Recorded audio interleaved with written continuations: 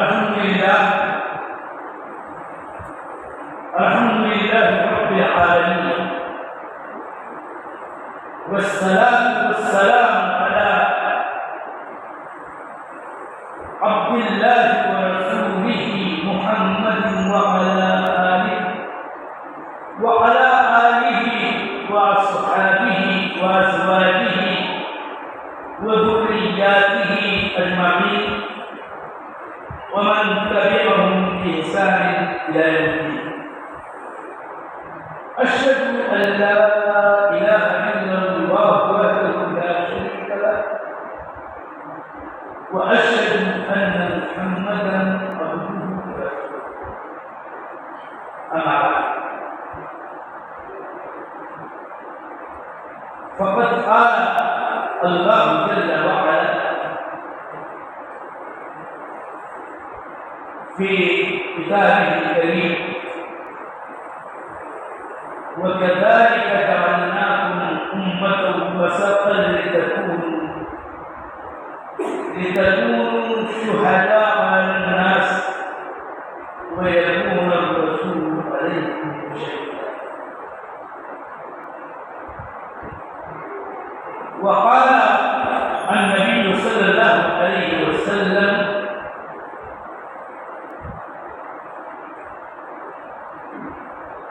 كما رواه عنه جمع من الصحابة رضي الله تعالى عنهم،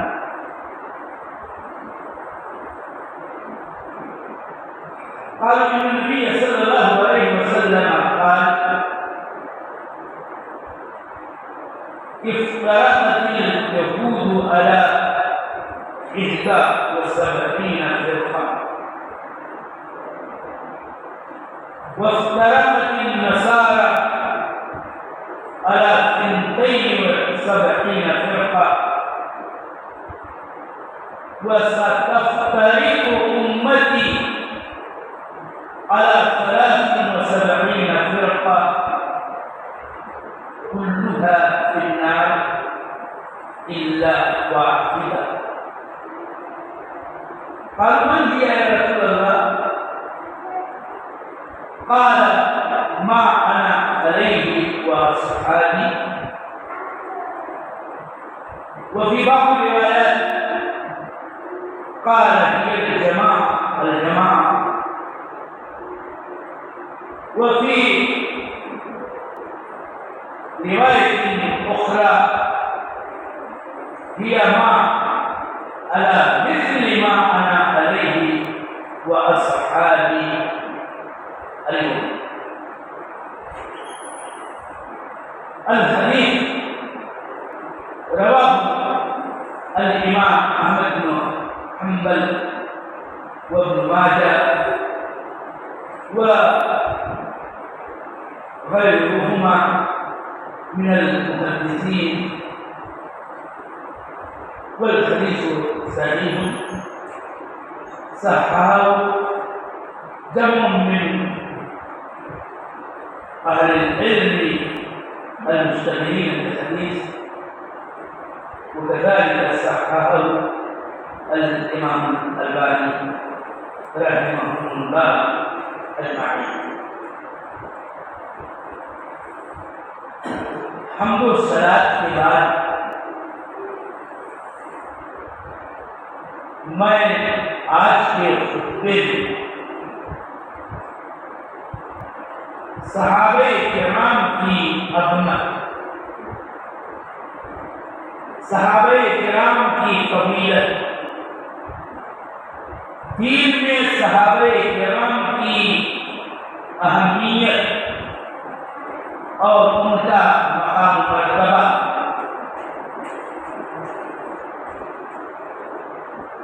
कुरान की बात आयत की रोशनी और हदीसे इख्तिलाफ जो मैंने अभी आपके सामने पेश की है, खुसूसियत के साथ उसी हदीस की तर्जमानी तशरीह करते हुए صحابہ کرام رضوان اللہ تعالی علیہم اجمعین کے مقام بلند کو بیان کرنا چاہتا ہوں اور حاصل خطبہ کے طور پر یہ بات اپنے آپ سے اور اپنے سامعین اور سامعات سے کہنا چاہتا ہوں کہ صحابہ کرام کی فضیلت کے قائل ہونے کے ساتھ ساتھ ہمیں دین میں جو ان کا مقام ہے، ان کی جو اہمیت ہے، اور خاص کر حدیث افتراق کے اخیر نبی صلی اللہ علیہ وسلم کے فرمان کی روشنی میں ہمیں صحابہ کرام کی زندگی کا مطالعہ کرنے کے ساتھ ساتھ ان کے نقش قدم کی پیروی کرنی چاہیے، ان کو اپنا اسوہ، ان کو اپنا نمونہ، ان کو اپنا آئیڈیل بنانا چاہیے۔ اور یہ بات میں دلائل کی روشنی خود ایک ہی قول پیش کروں گا، اور وہ بھی صحابی رسول عبداللہ بن مسعود رضی اللہ تعالی عنہ کا جو شان صحابہ ہے اور آثار صحابہ کی پیروی پر ابھارنے کے سلسلے میں اتنا جاندار اور شاندار ہے کہ اس کی کوئی حد نہیں۔ میرے دین بھائیوں، میرے بزرگوں، میرے تمام سامعین، یہ ہے حقیقت یہ ہے کہ بتانے کی ضرورت نہیں ہے میرے دوست، ہم کو جن کی نسبت اسلام کی طرف تو ہے ہی کہ ہم کلمہ گو ہیں، شہادتین کا اقرار کرنے والے، لیکن یہ شرط بھی ہمیں حاصل ہے کہ ہم اپنے آپ کو اہل حدیث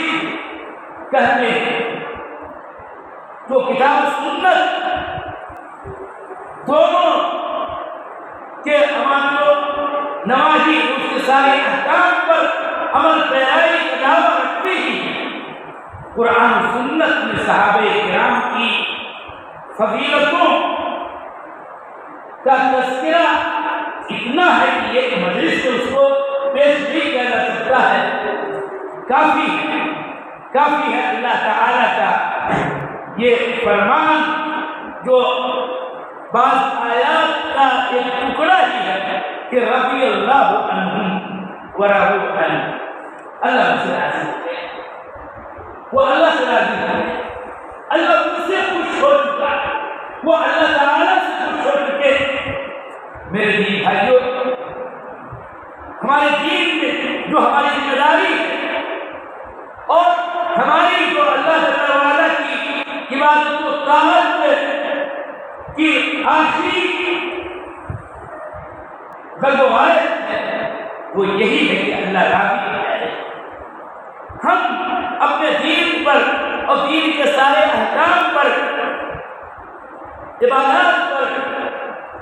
اور معاملات پر مشرعی ہیں، سب کچھ عمل اسی لیے کرتے ہیں، اسی لیے کرنے کے لیے حکم دیا گیا ہے کہ مولا رب العزت والجلال خوش ہو جائے۔ ورضوان من اللہ، اللہ جل وعلا کی جانب سے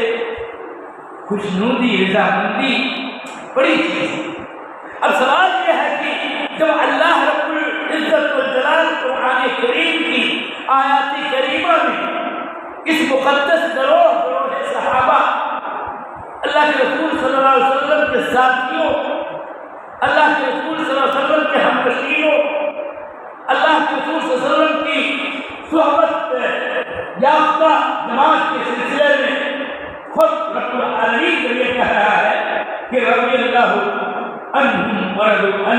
اللہ ان سے راضی ہو گیا۔ یہ مقام کی مرتبہ کتنا عظیم ہے کہ یہ درجہ ان کو جو حاصل ہے اللہ جل وعلا کے کلام کی روشنی میں، کہ ان کے مقام بلند کو واضح کرتا ہے۔ اور آیات تو وہ بھی ہیں کہ جن میں صحابہ کرام کا اجمالی تذکرہ سورہ حدید کی آیات میں اللہ تعالیٰ نے کیا، اور دو زمروں میں تقسیم سورہ حدید والی آیات میں کیا۔ ایک وہ کہ جو فتح یعنی سورہ حدیبیہ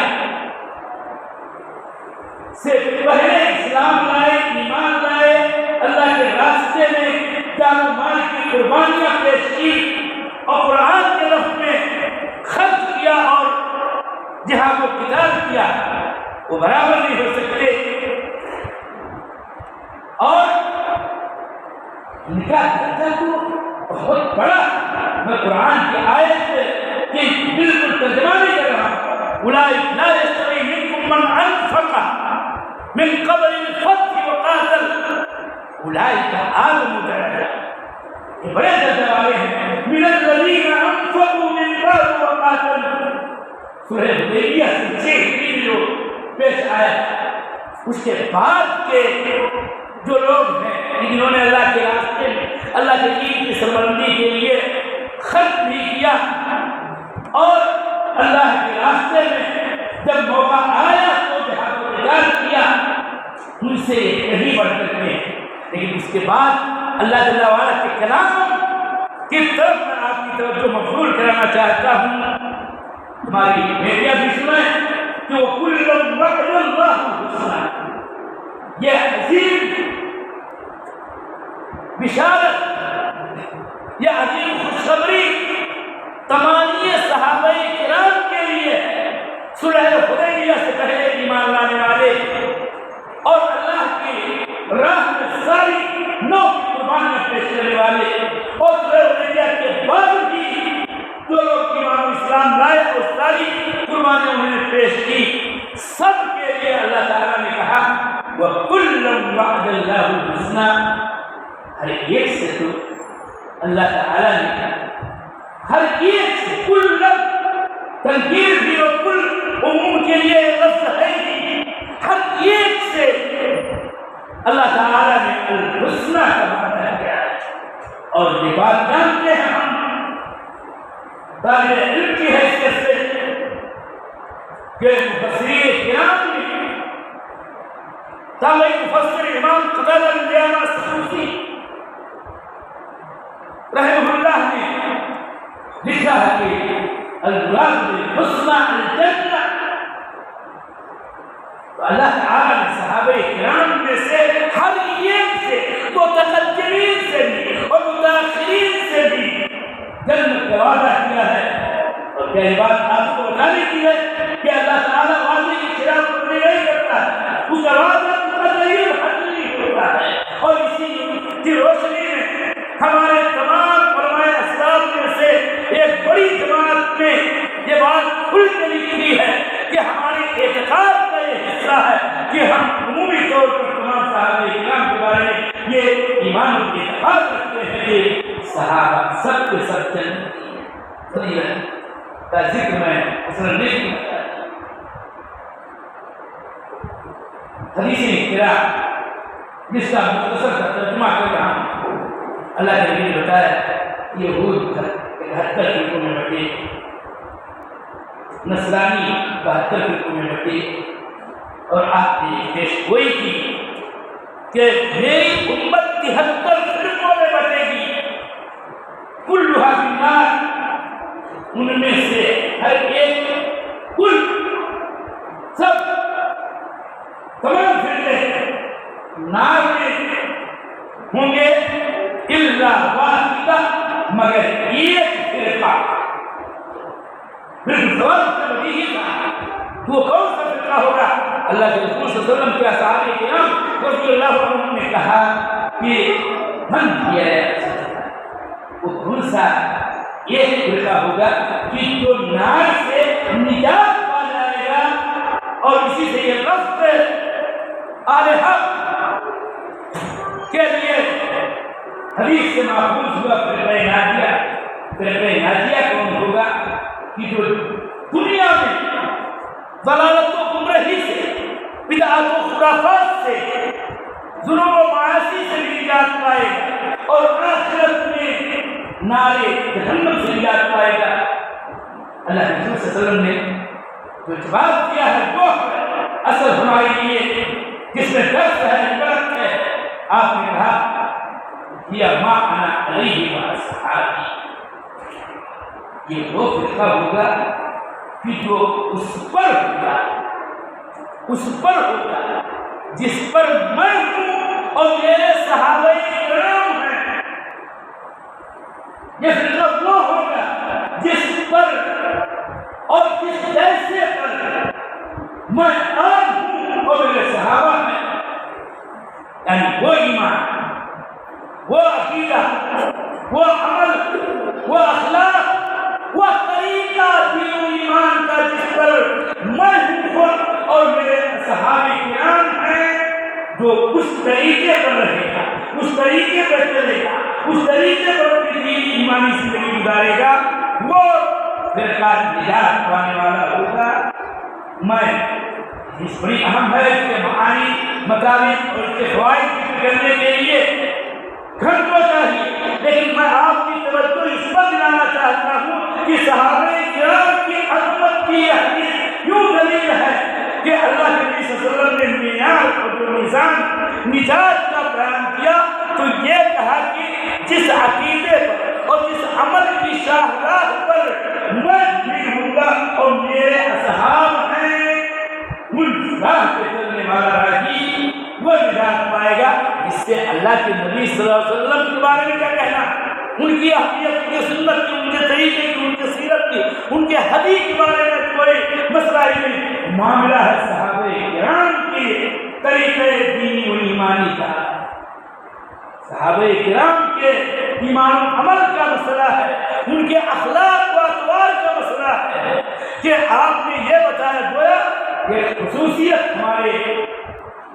نبی صلی اللہ علیہ وسلم کی امت میں کے پہلے گروہ میں صحابہ کہلاتا ان کو حاصل ہے۔ اس سے بڑی فضیلت ثابت ہوتی ہے کہ آج کوئی بھی انسان دین پر عمل کرنے میں اس بات کا محتاج ہے کہ وہ صحابہ کرام کو اپنا اسوہ بنائے اور ان کے نقش قدم کی پیروی کرے۔ میں پورا ترجمہ نہیں کر رہا ہوں، لیکن عبداللہ بن مسعود کی بات کو سرسری ذکر کر رہا ہوں۔ عبداللہ بن مسعود نے کہا تھا کہ اگر طریقہ دین و سنت کا اپنانا ہے تو ان کا اپنایا جائے جو بہت ہو چکے ہیں۔ صحابہ کرام اللہ کے رسول صلی اللہ علیہ وسلم کے جو ہم نصیب تھے، یہ اس امت کے سب سے افضل، یہ وہ لوگ تھے جو دلوں کے بڑے پاک تھے، علم کے بڑے گہرے تھے، یہ کسی بھی نوع کے تکلف سے بری تھے۔ یہ وہ قوم جس کو اللہ تعالیٰ نے اپنے نبی کی صحبت کے لیے چنا، اپنے دین کو قائم بلندبالا کرنے کے لیے چنا، لہذا تم لوگ صحابہ کرام کی فضیلت کو اپنے دلوں میں بیٹھا لو، اس کو جان لو، مان لو، قبول کر لو اور ان کے نقش قدم کی پیروی کرو،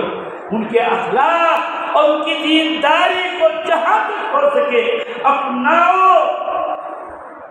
اس لیے کہ یہ لوگ سیدھی راہ پہ آئے تھے، فَإِنَّهُمْ كَانُوا عَلَى الْهُدَى الْمُسْتَقِيمِ۔ میرے دین بھائیو، ہمیں چاہیے کہ ہم اگر دنیا اور آخرت دونوں میں نجات کے خواہاں ہیں تو ہمیں نبی صلی اللہ علیہ وسلم اور نبی صلی اللہ علیہ وسلم کے اصحاب کی ہر سنت کو اپنانا ہوگا اور صحابہ کرام کے نقش قدم چلنا ہوگا۔ اللہ تعالیٰ نے اس کی ان اللہ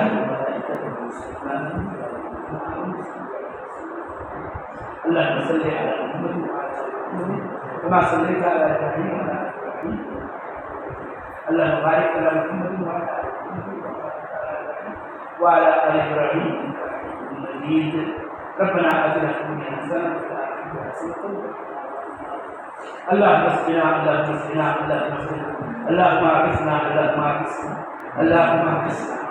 اللهم اسقنا غيثا مغيثا مريا مريا آتنا غير آدم نافع غير ضار. اللهم اسق عبادك وبحانك ومشركتك وعهد ولدك الميت. اللهم اسق عبادك وبحانك ومشركتك وعهد ولدك الميت. اللهم اسق عبادك وبحانك ومشركتك وعهد ولدك الميت.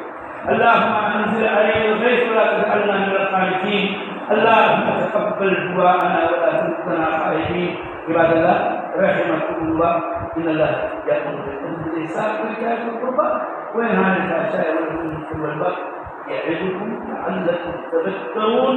ولذكر الله أكبر.